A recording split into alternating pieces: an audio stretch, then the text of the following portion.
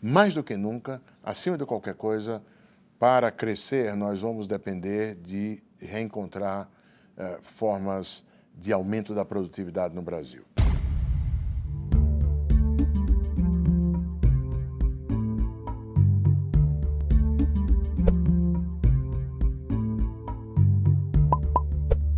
O Canal Brasil, em parceria com o CLP, entrevista Otaviano Canuto, diretor executivo do Banco Mundial, um brasileiro que conhece muito bem o Brasil, está há muitos anos nos organismos internacionais, com um pé lá e outro cá, né, Canuto, para entender como é que os países, que soluções os países estão encontrando para buscar aí o crescimento sustentável, o desenvolvimento, o combate à desigualdade.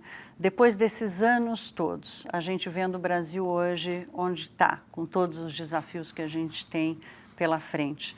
Qual que é a tua avaliação de cenário hoje no Brasil? Olha, a minha avaliação de cenário, mas antes de tudo, Thaís, prazer enorme estar aqui sendo entrevistado por alguém como você. Obrigada. E estar de volta ao Brasil. O que se vê lá fora é um conjunto de experiências em que países bem dotados de recursos naturais, como é o caso nosso do Brasil, tiveram resultados brilhantes em termos de expansão do seu produto, de aumento da sua riqueza, ou entraram em parafuso, ou entraram em processos de declínio, dependendo basicamente de uma coisa que se pode chamar de qualidade da governança do país. Nesse sentido, o nível de renda por habitante que o Brasil tem hoje, assim como outros países da região, se fosse julgar só pelo que o país fez em termos de aprendizado tecnológico e níveis educacionais, seria muito mais baixo do que o que é, não fosse pela riqueza de recursos naturais.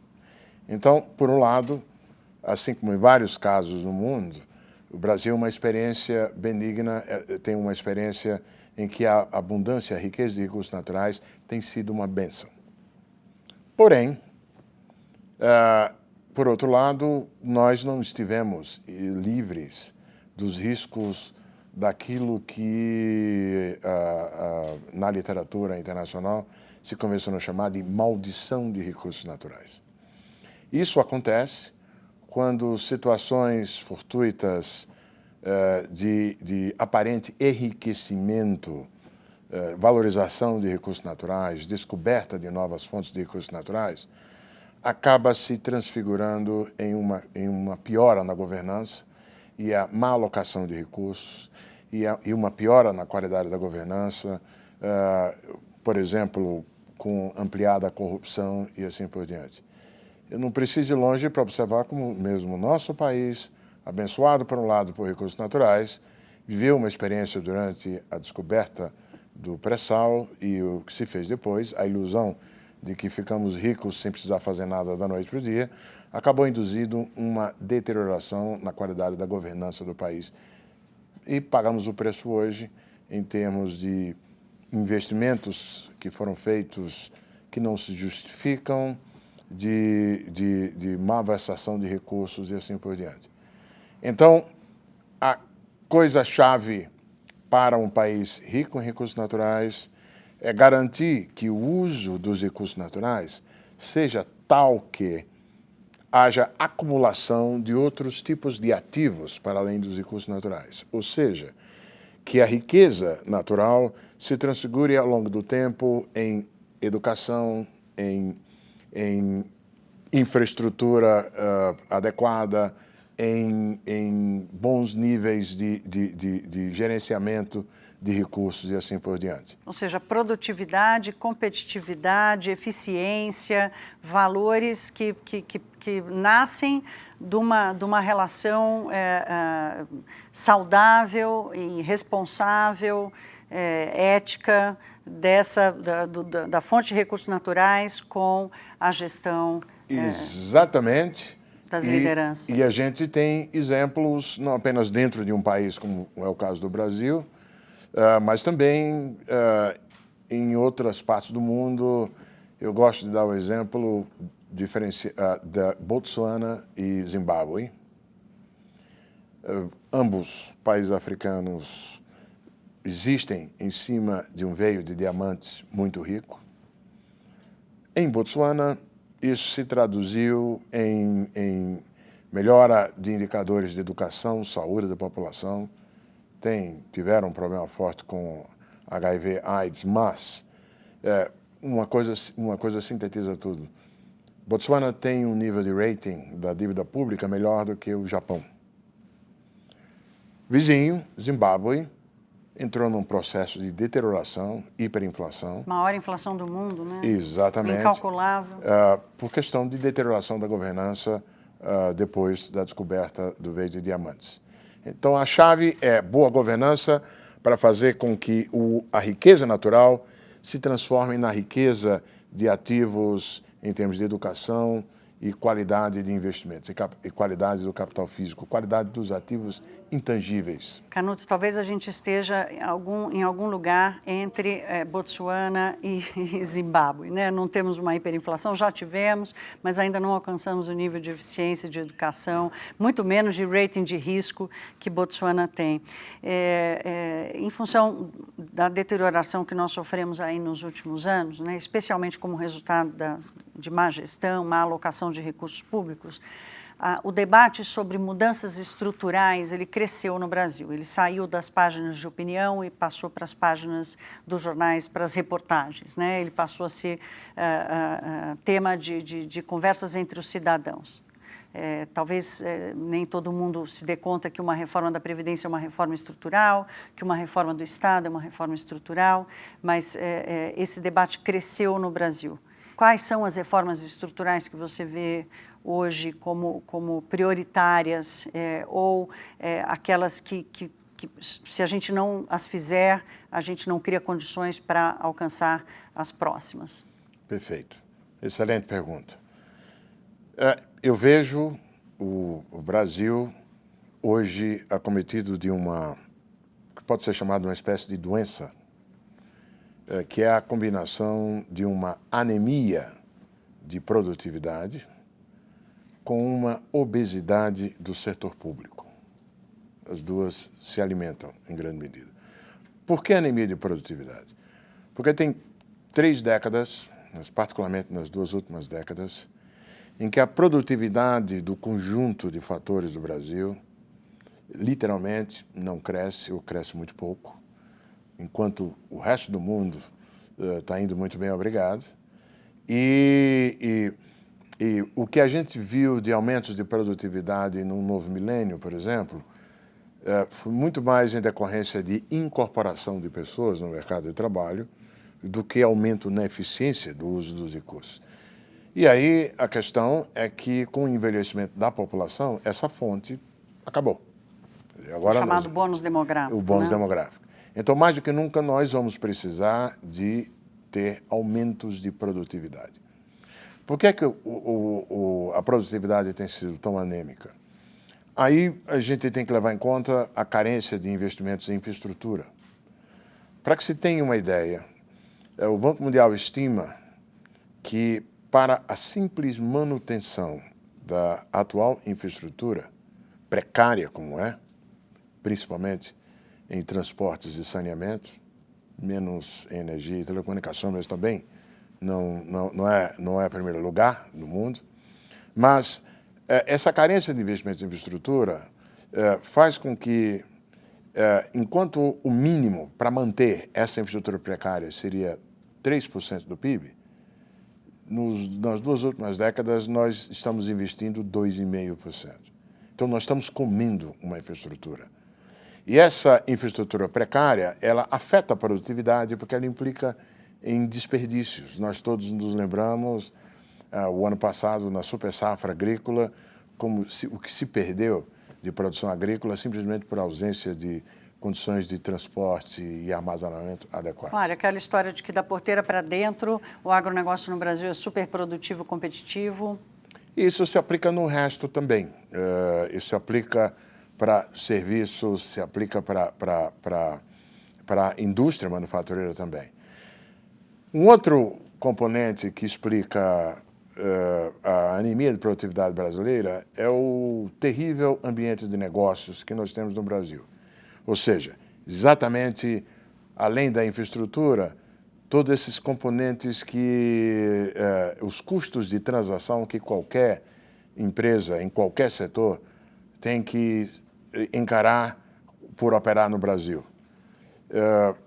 É o tempo que você tem que gastar simplesmente para cumprir a função tributária, é o tempo para se resolver uma pendência judicial entre empresas, o que é uma coisa inevitável em qualquer economia de mercado no mundo. Todos esses componentes que é o fechamento comercial brasileiro, que é maior, repito, o Brasil é mais fechado comercialmente do que qualquer outra economia do mundo comparável. Não só em termos de tarifas, mas barreiras não tarifárias. Isso significa dizer que, a título, muitas vezes, de proteger e sustentar estruturas que não são viáveis aqui dentro, o país deixa de ter acesso a tecnologias e a componentes, a insumos tecnologicamente melhores que estão disponíveis lá fora. Quer dizer, o país, se fosse mais aberto comercialmente, poderia ser menos completo nas cadeias produtivas industriais, mas o que aqui tivesse seria produzido, seria feito com qualidade e preços melhores. Então, esse péssimo ambiente de negócio do Brasil, ele acaba também impactando negativamente a produtividade. Não é por acaso que no Doing Business, que é um indicador do Banco Mundial que pega apenas uma parte desse ambiente de negócio, o Brasil, em alguns itens, está entre os piores do mundo. E, evidentemente, um terceiro fator responsável pela anemia da produtividade é o descaso que, historicamente, nós demos à educação. Temos hoje melhores níveis de acesso, e vale relembrar que isso tem sido um esforço tremendo desde o início dos anos 90, mas, primeiro, a defasagem era muito grande. Segundo, nós temos ainda muito a fazer no que diz respeito à qualidade dessa educação. Então, dado isso, não admira que você tenha uma produtividade tão anêmica. O nosso sistema financeiro ele é absorvido pela dívida pública, enquanto que é o setor público que dá financiamento de longo prazo. É o paradoxo brasileiro. O setor privado compra papel de longo prazo do setor público. E quem dá financiamento de longo prazo ao setor privado? O setor público. Tem alguma coisa errada aí. Eu costumo fazer essa comparação, Canuto, só te interrompendo, com a inflação no Brasil, né? O brasileiro vai lá, ele compra o Tesouro Direto e ele quer cada vez mais juros, ele quer esperar uma rentabilidade cada vez maior, né?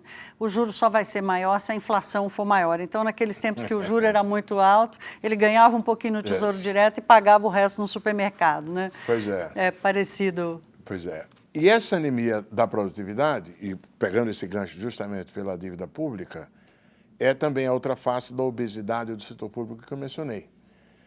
Por quê? Porque, na verdade, por razões legítimas e meritórias, o setor público, desde o processo de redemocratização, recebeu funções, responsabilidades para mitigar as mazelas do nosso legado, nossa herança histórica de descaso em relação à base da pirâmide. O problema é que isso tem sido feito sem mexer em outros privilégios, pelo contrário, tem sido acrescido os outros privilégios. Aumentou a distância, né? Exatamente. E sem qualquer avaliação de custos-benefícios. Então, você cria programas, não faz avaliação, a coisa é apropriada por quem não era para apropriar, etc. e tal. O estudo do Banco Mundial mostrou isso com toda clareza, né, Canuto? Exatamente, exatamente. O único caso de avaliação custo-benefício que a gente tem, claríssimo, é o do Bolsa Família. Mas você não vai encontrar um equivalente disso em toda a outra série de gastos públicos. Isso Às vezes, cercado de boas intenções, quando se coloca níveis mínimos de gasto com a educação, quando se amarra receita e despesa, o problema é que, primeiro, não se faz custo-benefício, segundo, isso introduz uma rigidez que leva a gastos supérfluos.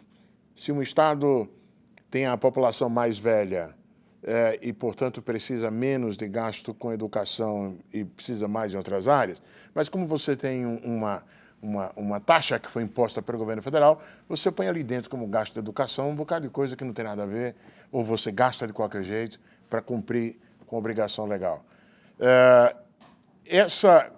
O fato é que todo ano, não importa quem ganha eleição, não importa o partido que esteja lá sentado em Brasília, o gasto público no Brasil cresce em termos reais ano após ano. Até recentemente, a última conta que foi feita mostrava gastos reais crescendo a um ritmo de 6% ao ano.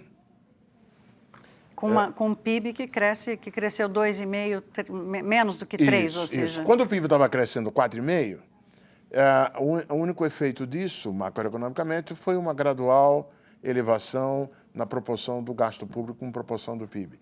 E não virou problema fiscal, porque como o sistema tributário brasileiro ele depende muito da tributação indireta sobre o consumo, sobre o trabalhador, e houve aquele ingresso, aquela entrada, aquela incorporação de pessoas no mercado de trabalho, a tributação também subiu. Na hora que esgotou esse mecanismo de translado de pessoas para dentro do mercado de trabalho, e na hora que passou o ciclo o super ciclo de preço de commodities, e, portanto, acabou o ganho caído do céu sobre a produção de recursos naturais, a arrecadação deixa de crescer. Aí o problema... Como é que alimenta esse obeso? Não tem como. Embora as pessoas focalizem, a crise fiscal é porque caiu a receita. Tudo bem, mas cai a receita porque cai o PIB, mas enquanto isso a bomba relógio segue lá. Não quer saber de eleição, não quer saber do que acontece com o preço de commodity, não quer saber o que acontece com a arrecadação tributária. Tem lá, todo ano, tic, tic, tic. O direito tic, adquirido. Tic, o direito adquirido, e que cresce tic, tic, tic, tic, a ponto, hoje, que a gente não sabe o que existe de espaço discricionário para gasto público para fazer o resto todo, é menos de 10% da arrecadação. Agora, como atacar isso, Canuto? Assim, que a gente está falando aqui da tal das reformas estruturais, né?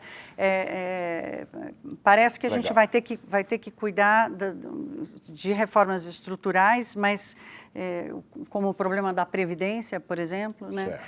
Vai demorar para a gente chegar naquelas reformas que lidam, por exemplo, com o ambiente de negócio? Não necessariamente. Vai ser um processo gradual. Não há como imaginar alguma bala de prata, alguma mágica que em 1º de janeiro de 2019 está aqui, ufa, resolvemos. Mas ela tem que ser consistente e sustentada, não é? E que reformas são essas? Você já citou várias. No lado fiscal, o Banco Mundial, por exemplo, fez um levantamento sugerindo áreas do gasto público que poderiam estar sujeitas a reformas, a mudanças, a redução no ritmo de crescimento, sem grande impacto na parte de baixo da pirâmide de renda. Isso foi feito a pedido do governo brasileiro, na época do ministro Joaquim Levy, e o que o Banco Mundial fez foi exatamente sugerir, e vou mencionar 3 aqui. Um deles é a Previdência. A nossa Previdência ela é muito generosa com alguns segmentos da população. Quando eu digo generosa, é o seguinte... Escandalosamente generosa. Escandalosamente generosa, comparada com o resto do mundo, com os países avançados. A tal ponto que, mesmo quando a gente tira de dentro das contas da Previdência o que é assistência social disfarçada de Previdência, como o benefício da prestação continuada, por exemplo, mesmo assim, quando você tira de lá, o que sobra é um percentual do PIB comparável, igual ao de países que têm a população acima de 65 anos, o dobro da nossa. Você já vê que tem um problema aí. Estamos gastando como os países mais envelhecidos. Pior ainda. Sem ter envelhecido ainda. Sem ter envelhecido ainda e para um grupo, para subgrupos. Ao mesmo tempo, o envelhecimento da população brasileira é inexorável. Ele reflete mais longevidade, o que é ótimo, ele reflete mudanças de hábitos, de culturas no que diz respeito à reprodução familiar. E o ritmo tem sido tão veloz que em 25 anos nós envelhecemos o que a França levou 125 para fazer. E evidentemente que se com o envelhecimento, aquele período em que a menor base da pirâmide sustentava etária, o resto, quando esse pessoal entra na faixa intermediária economicamente ativa, que é o bônus demográfico, nós já passamos da metade dele, inexoravelmente, com o passar do tempo, o que cresce é o topo.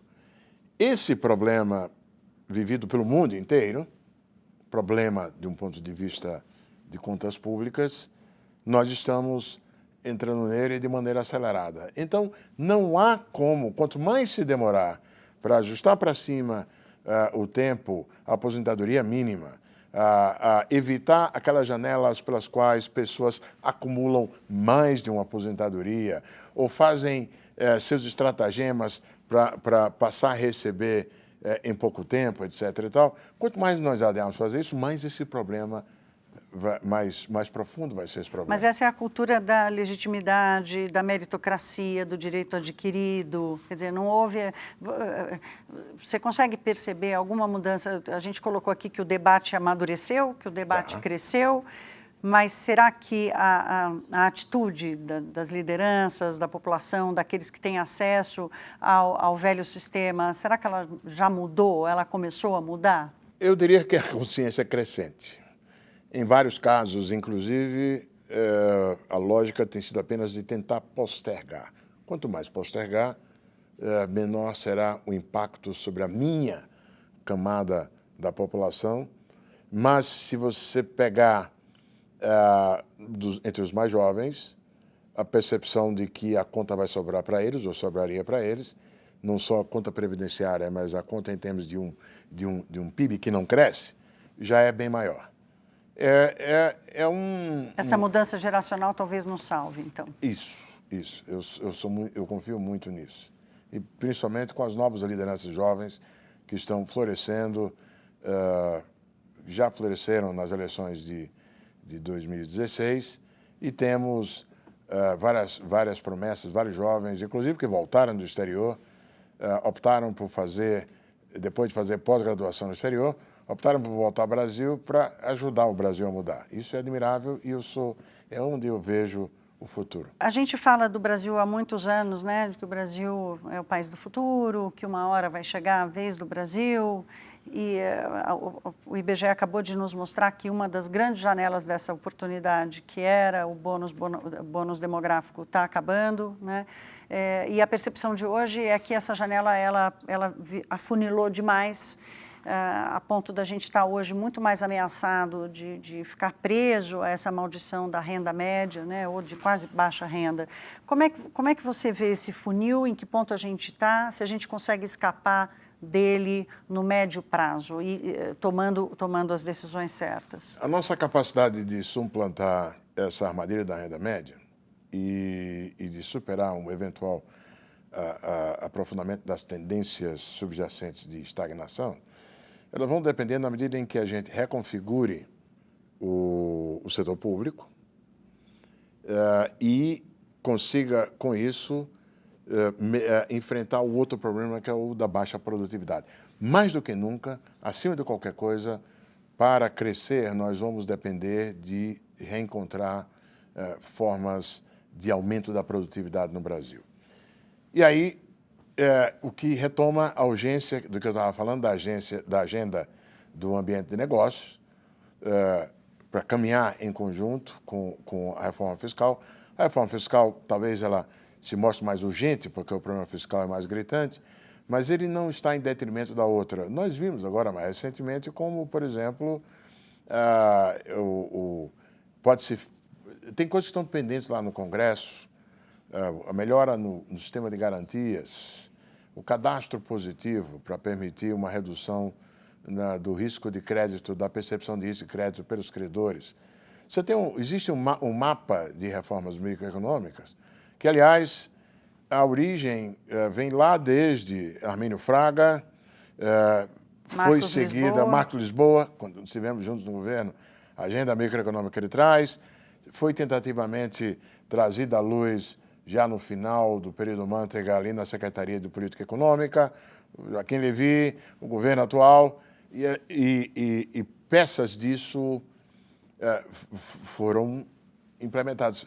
O caminho é claro desse ponto de vista. O que a gente tem que evitar são os retrocessos, como nós vimos também no passado recente.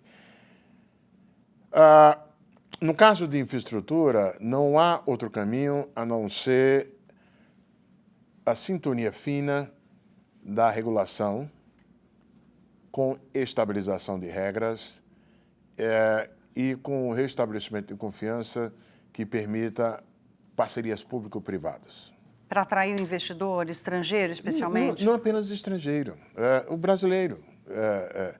Olha, se o caminho fiscal for percorrido, e não estamos falando de nada, digamos assim, de choque. Na verdade, se a atual emenda do teto, ela contempla, ela implica um ajuste gradual de 0,6%, de 0,5% do PIB ano após ano, o que nos daria em 10 anos a possibilidade de sairmos da trajetória explosiva atual da dívida pública e caminharmos na direção de algo declinante. É um regime desse Estado obeso. Exatamente. Aliás, em outras oportunidades, eu chamei a emenda do teto de uma camisa de força, já que o paciente vem se mostrando incapaz de conter o seu apetite, então você põe a camisa de força. O diabo é que a camisa de força, nesse caso, para ser eficiente, precisaria ter tido também uma dieta. Nós não chegamos na dieta, paramos no meio antes de finalizar o item básico de tal dieta, que seria a reforma da Previdência. Mas o fato é que, se o próximo governo decidir fazer o ajuste não só pelo lado da despesa, mas também incorporando algum tipo de aumento de receita tributária, existem formas de fazer uma reforma tributária, poupando o pessoal de baixo, e o que importa é manter essa trajetória de recuperação do saldo primário gradual. Se nós fizermos isso, a gente consegue finalmente diminuir esse espaço que o rentista tem de ganhar dinheiro com a dívida pública, e os juros de longo prazo começam a cair, e aí o pessoal vai dizer, onde é que eu posso ganhar dinheiro? E aí, de repente, o sistema produtivo, olha, esses projetos de infraestrutura, eles me oferecem uma rentabilidade segura e eu vou estar disponível.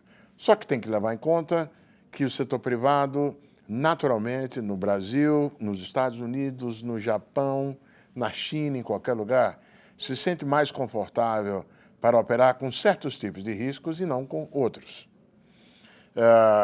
Então, a parceria público-privada, com êxito, acontece quando o setor público ou um braço seu, como um banco de investimento, quando o BNDES, por exemplo, toma conta daquele segmento que é desconfortável para o setor privado e, ao fazer aquilo, ao vender, por exemplo, ao propiciar um seguro de risco de crédito durante a fase de construção de um projeto de infraestrutura. Ele distensiona o projeto. E aí torna possível a participação do setor privado no resto. E o conjunto que você tem é maior.